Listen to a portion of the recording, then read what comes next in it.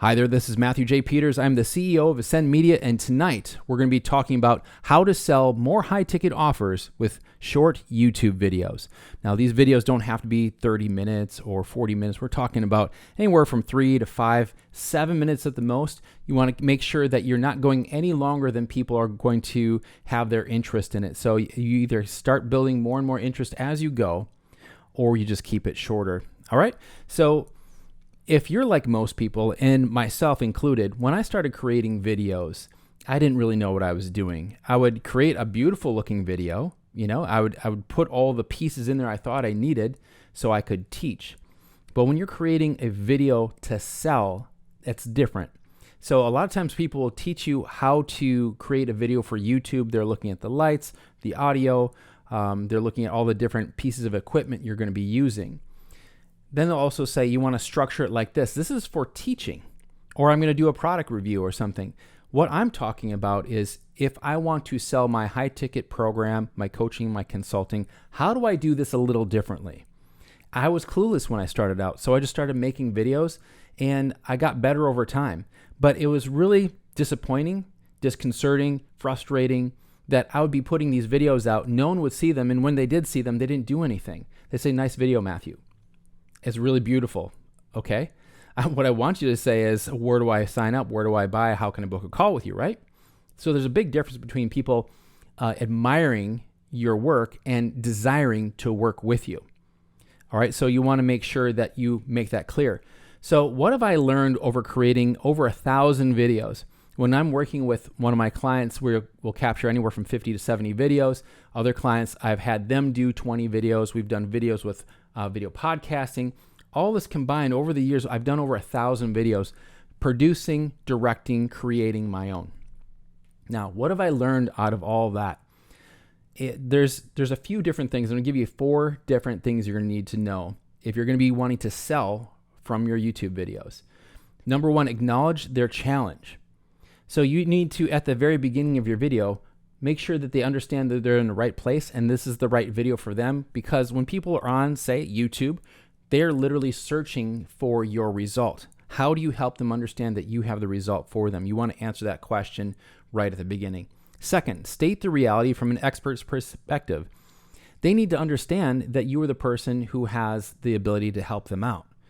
So how do you do that? You need to help them understand, listen, when you're creating a video, you could have all the technical things right and not make a sale. You could have the best camera, a $2,000 camera. You can have $1,000 in lights, which I don't have here. This is all very inexpensive. You could have a great microphone. It sounds like you're, got your radio voice on. But if you don't connect with people, if they don't feel the value, if they don't feel like this is the right video for them and you're truly going to help them out, they will not stick with you. All right, so they'll never even get to the call to action at the end. They're long gone. All right, and number 3, make a list.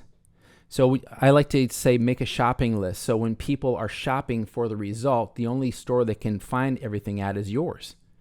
So choose 1 to 5 things that must be done to fully remedy the situation. So from the expert's point of view, you have a perspective they don't have. You need to help them understand there is more to the story than what they know. That's why they're coming to you as the expert. They know they're not the expert. That's why they are looking for these videos. I say 1 to 5. If you go 6, 7, 10 things, it's too much. I saw somebody said the 43 things you need to do to start a business. 43? I'm already tired just hearing 43. If you said like there's three key things to starting your business you must take care of, or something like that, people are like, okay, I can digest that. Choose 1 to 5 things. This video, I have 4 things that must be done to fully remedy the situation. Now, that teacher in you is going to want to tell them, here are the things, and here is the solution to each one of them. The teacher in me would go in and teach all of these different things, and what happens is people feel full, and they think that they're going to be able to do these things on their own. The fact is, you've been doing what you do for 5 years, 6 years, 10 years, or even more, and they don't have any experience of that. This is something you do every day. This is something they've never done before. And so they're watching a 5-minute video and they're going to have enough in order to do this on their own. You can't do it. Even in your best attempts, you create something, the do-it-yourselfer will go out and attempt it, and when they fail, guess who they're going to blame? You. So when I teach people, and I think I'm really smart and I can get everybody the result from a video that's 5 minutes, 7 minutes, 10 minutes, that's not going to actually be the reality of their situation. So in the best intentions, they go through and do what you tell them to, they're going to fall off because, number one, they have nothing invested other than 5 to 10 minutes of their time. Number two, they've never done it before. They have no one to ask questions of, right? And so when they get stuck, what are they going to do? Send you an email?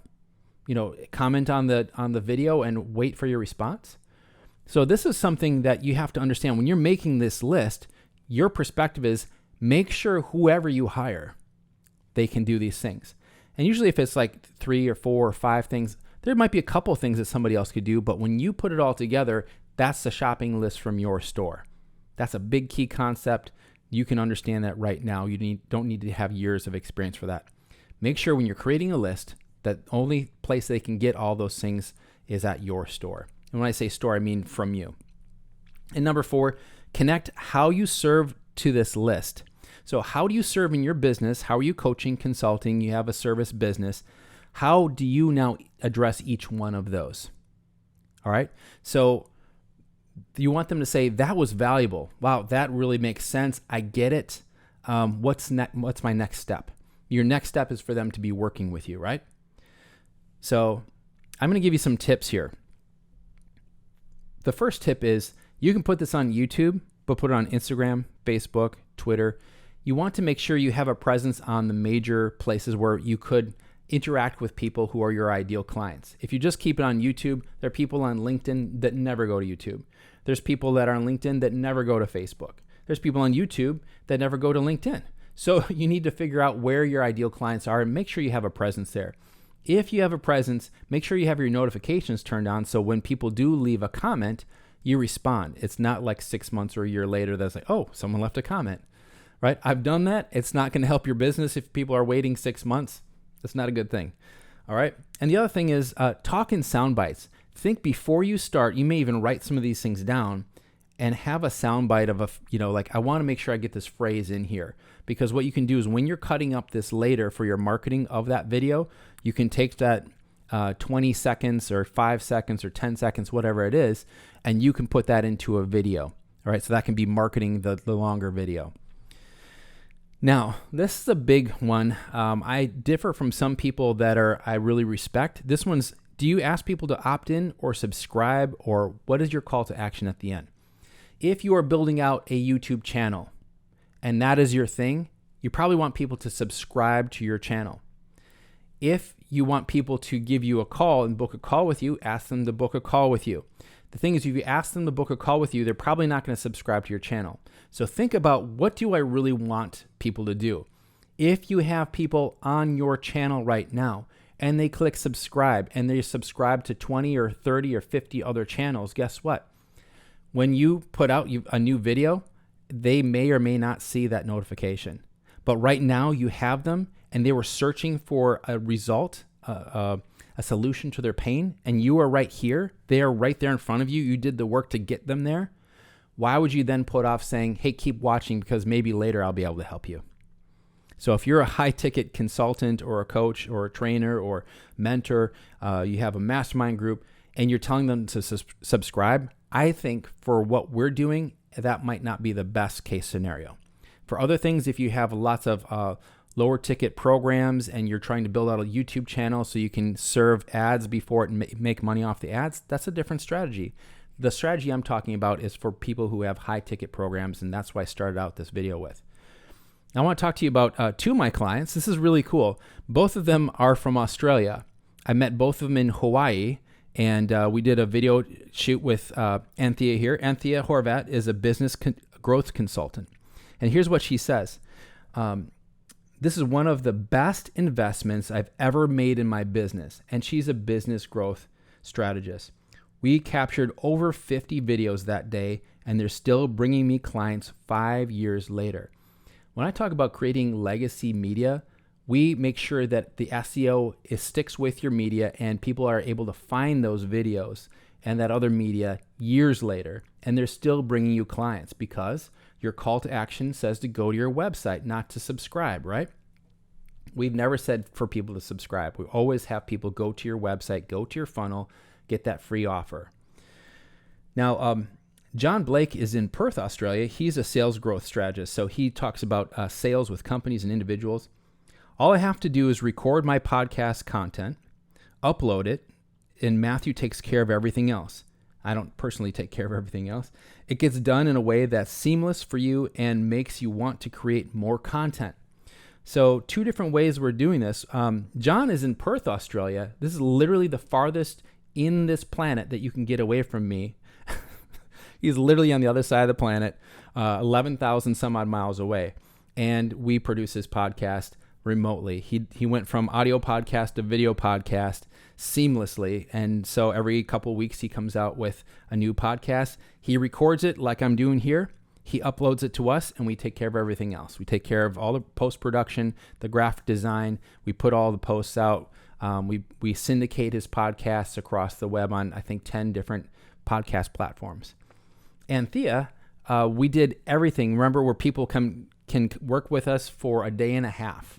And in that day and a half, we produce all of their content for a year. And you see, not only we put it out live one after another for an entire year, after that year, that content continues to grow. All right. So we help elite level coaches, consultants, and entrepreneurs expand their reach and elevate their online and offline presence with minimal time and effort on their part, leveraging your time as the expert, as the business owner.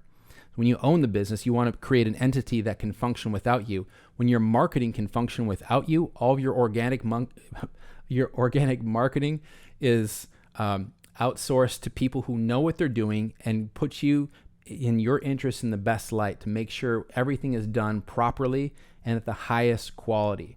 That's what we do. We do that for you. So in a day and a half, you come in, we create all those videos, we do a photo shoot, magazine, book, everything. You go home and all that is taken care of for you. So if this is you and you choose for yourself to become an elite entrepreneur, that elite is your choice. It's not something someone else has to call you. That's you choosing to go to the highest. That's the podcast I had for over a year is called Preeminence, is to be known as the highest or the best in class, best in your industry. So you can schedule a call with me at asyndmedia.com/call. That's ASYND media.com/call. I'm spelling it out because this is also an audio podcast. This is the High Ticket Media Mastery podcast. So thanks so much for being on, and I look forward to talking with you next time. Bye-bye.